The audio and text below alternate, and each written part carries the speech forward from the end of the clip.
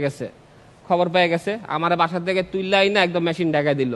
কয় কি করছস? আমি ভাই যা করার করেন, আগে পুরা কাহিনী শুনেন, তারপরে যা করার করেন। ওকে, কয় তাড়াতাড়ি কর।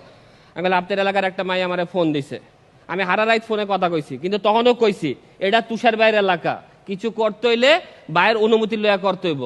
ঠিক আছে, তারপরে কি? তারপরে ভাই একদিন কয় চলেন ঘুরতে যাই। আমি গেলাম ঘুরতে, কিন্তু যাইয়া ওখানে কইছি এটা তুষার বাইরের এলাকা। কথা কে? তুষার বাইরের এলাকা, কিছু করতে হইলে বাইরের অনুমতি লইয়া করতে হইব।